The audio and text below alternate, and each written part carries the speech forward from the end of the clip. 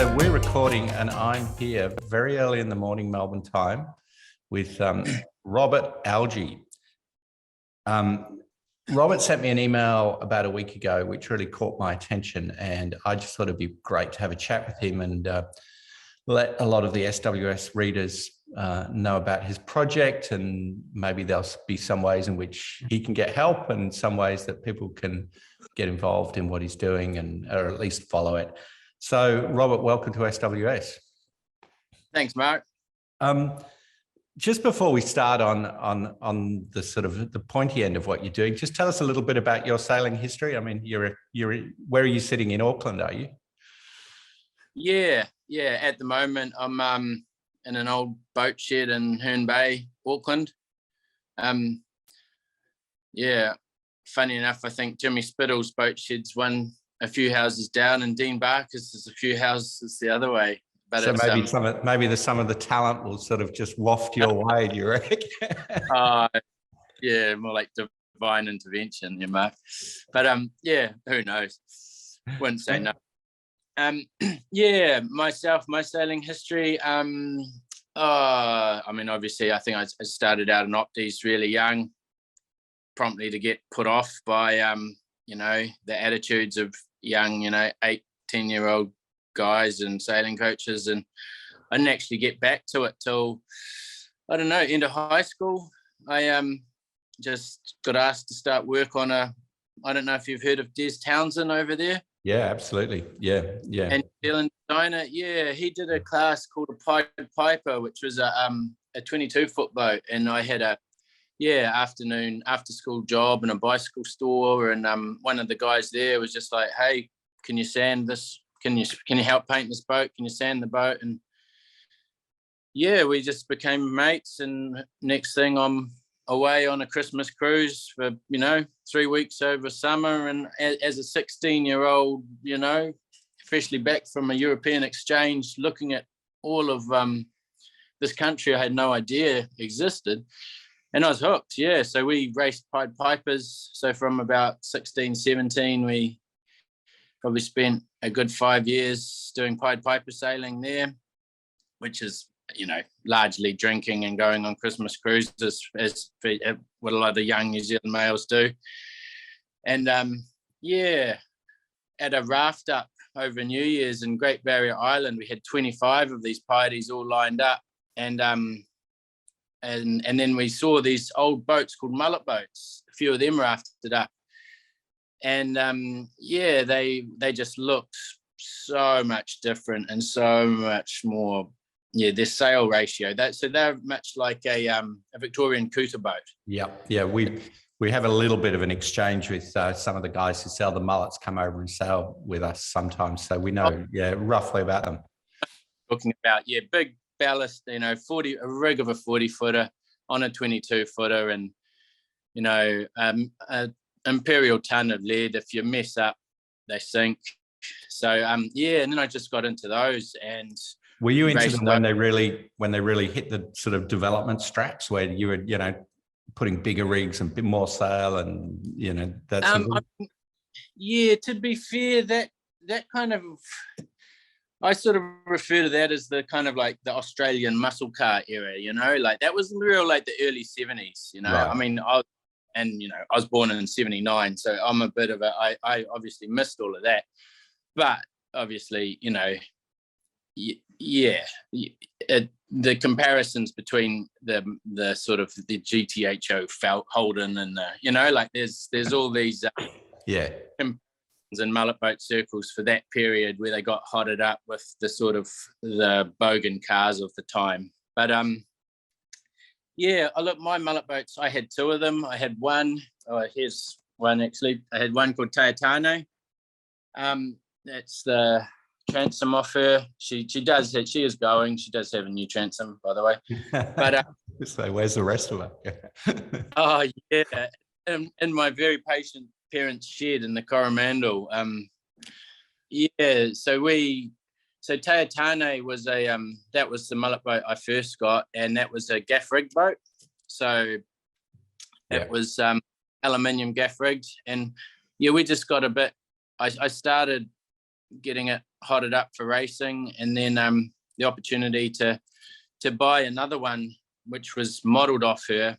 A boat called Tamatea came up, and that had all the bells and whistles and had the inline rig and the Bermudan and everything and the full set of sails. So I talked to my crew and my 4 best crew, and we all went in on it as a syndicate, and we campaigned her for 5 years, quite successfully. We managed to get 2 Lipton Cup wins and narrowly missed the 3rd.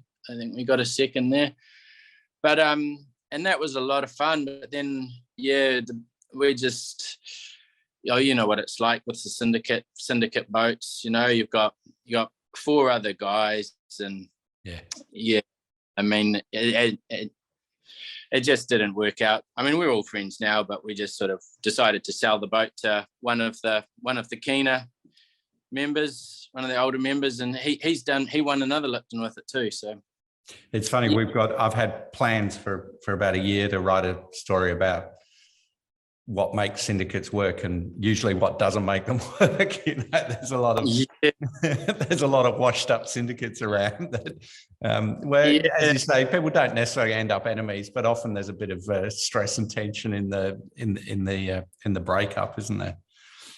Yeah, it was an interesting time. I look back to those years. You know, they're very fond memories. Yeah, oh, that's good. And then along comes Castanet. How did that happen? Oh, yeah, that actually caught me a bit by surprise. I thought I'd actually we should tell the listeners, because we're talking with a little bit of background here. So the reason for the conversation really is a boat called Castanet, which I'll get Rob to tell you more about, but it's a Ron Swanson 30-footer built in New Zealand that he's found, and he's got plans for. So tell us a little bit more about it, Rob. Yeah, so I'm not too sure if you've heard about there's a classic yacht with boat building shed just north of Auckland in Whangatiao, and they just put posts every now and again on their Instagram or Facebook maybe page, and I saw this boat Castanet, and I just sort of fell for it.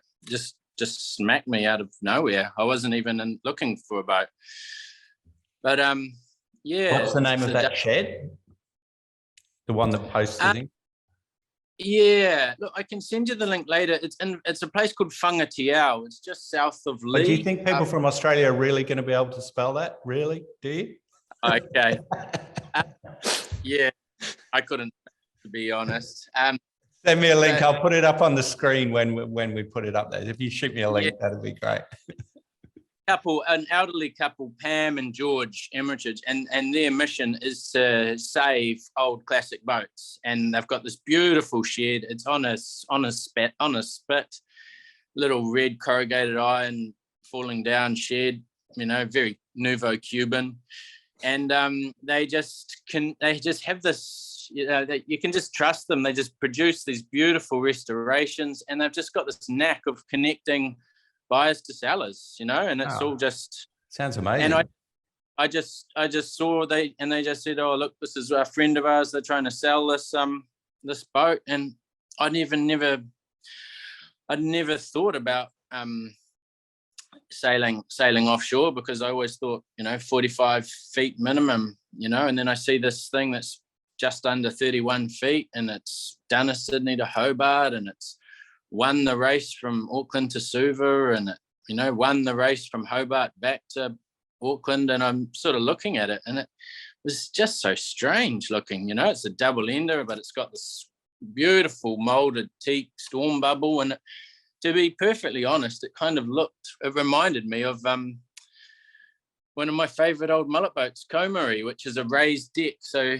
in the mullet boat class, they do that raised deck for part of it to get a bit more room down there. And essentially this looked like a raised deck mullet boat with the molded sort of storm igloo and a canoe stern. And I looked at it and I was like, wow, you know, I can have some fun with that. I can sail it offshore. I can sail it single-handed. And then I it reignited old dreams of wanting to do a Sydney to Hobart. And I thought about it, and I looked and I read up on the rules, and it said any boats that had competed, prior to 1972 have an easier entry. And yeah, so I just go up and have a look, and ended up buying it.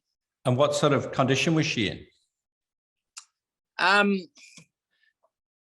Yeah, to be fair, fairly tired. Like it has been a lot more work than anticipated. I mean, so go back. What's the construction? Is it triple skin carry or?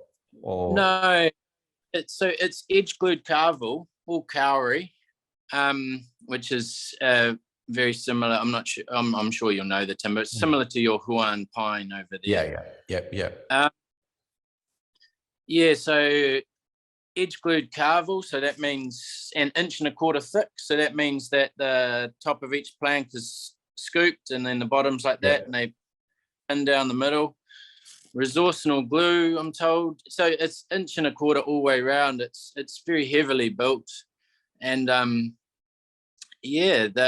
structure of it is all really quite sound. It's just on the maiden voyage, the motor decided to die. So that's been a bit of a setback, like from a mullet boat past, where the epitome of high-end motor is a 8-horse Yamaha long shaft. It's been a pretty of a harsh introduction to the world of inboards and upsizing propeller shafts and stuffing boxes and all that. But we're getting there and making progress, and right, it's all coming along. So how long ago was it that you acquired her?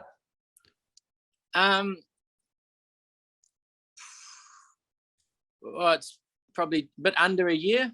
Oh, right, that recently. Yeah. Oh, okay. Well, you hardly got started. So yeah.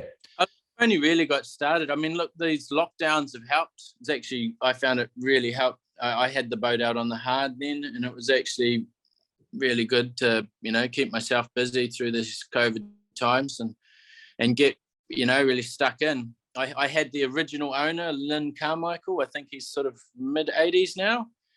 Two replacement hips, 2 replacement knees, and he was right up the ladder and busy telling me what was original, what wasn't. Like he had a good line. What was it? He said, "Looks like it's been hit with the cabinetry stick," and so. I think I read somewhere when it was launched, it said the interior was functional but basic or something like that. Yeah. And so you've brought her back down to Auckland from where you found her, so you've got her somewhere where you can sort of work on her and look after her. Yeah, she's currently on a hard stand in Auckland. Right. And let's go back to a little bit of her history, because I think we've glossed over it, because she's got a pretty amazing history. The builder, Lidgards, they're famous Auckland builders. Yeah.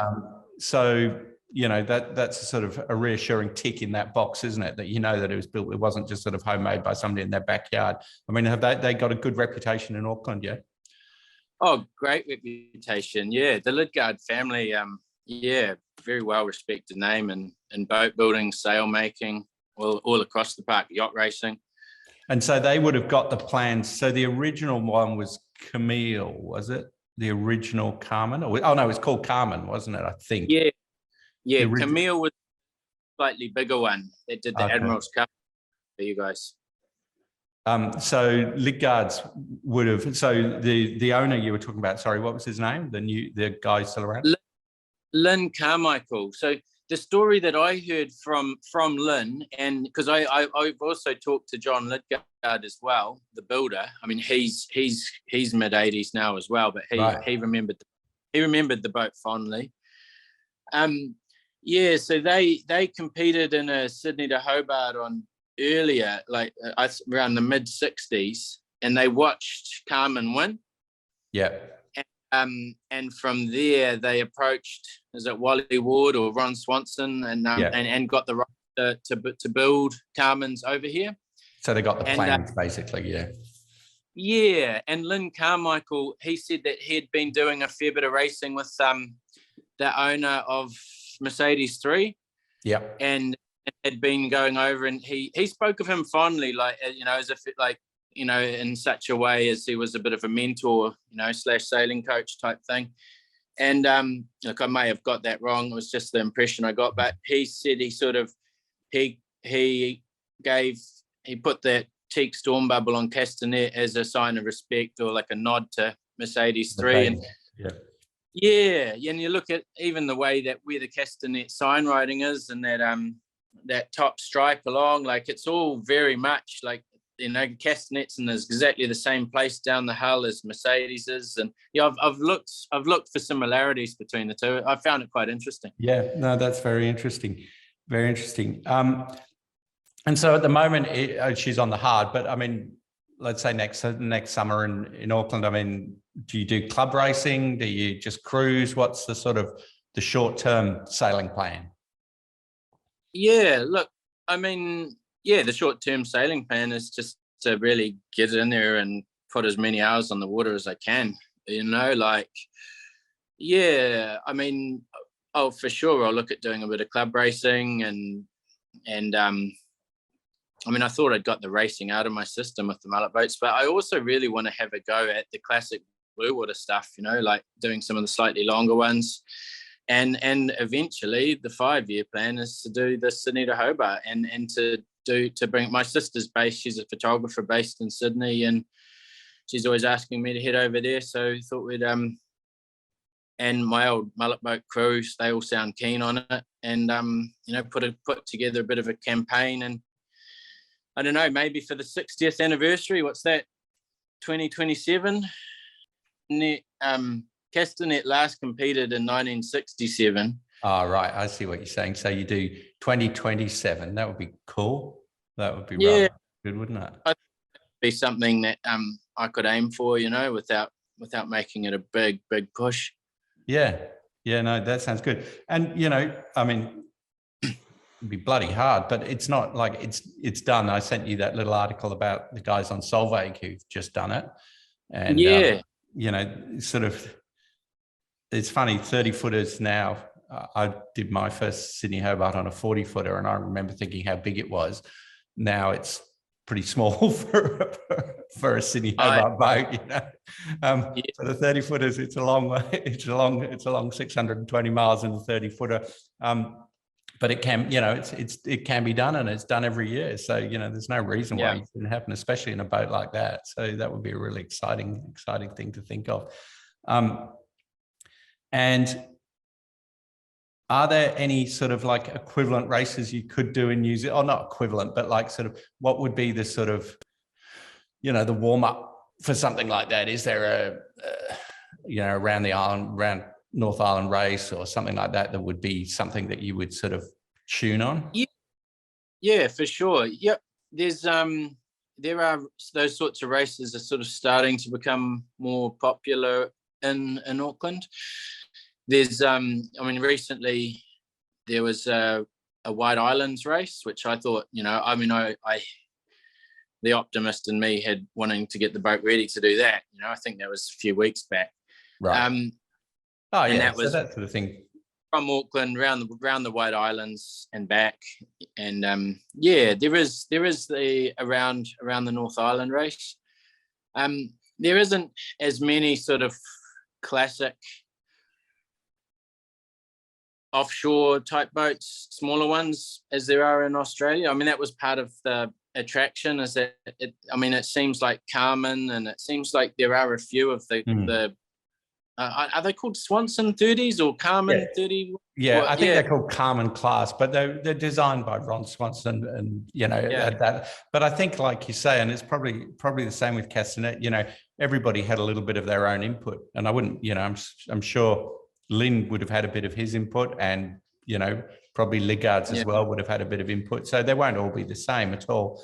But I think it was sort of the starting shape probably that people were attracted to, I'm guessing. Yeah. So yeah, I mean, I'd love to race, you know, do some longer races with some other classics. That'd be, yeah, that sounds like a great time. Yeah, I mean, I know that I'm sort of keep in touch with the Classic Yacht Association New Zealand, and there's quite a few boats of similar size. It's not really the long races, but they've got a fairly regular racing calendar. It'd be quite fun to be out against some wooden boats as well. For sure. Yeah. I do a fair bit of racing. The CYA with on a 26-foot mullet boat called Corona. She's a full gaff rigged boat. Yeah. Who owns that? I can't remember. And Richard Allen. Yeah, I've met him. Yeah. Real top bloke. He also has that 72-footer Ranui. I crewed with him we went up to Rail Island in the Kermadex a few years back.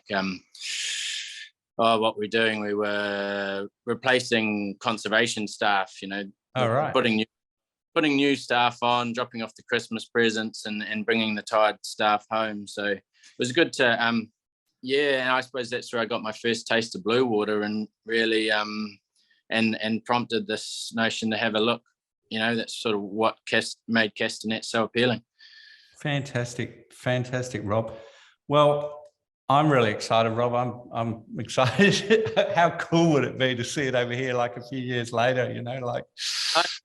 I'm almost sort of nervous for you, but nervous excited. It's such a great project. Send me a few pictures or send me a few links or whatever else you've got, and we'll put them in the story and let people know. And we'll keep in touch and maybe check in 6 months or a year or whatever, see how you're going and follow your story a little bit, because I think it sounds really cool. Cool. Hey, thanks for your time, mate. No worries. Okay, take care. See you later.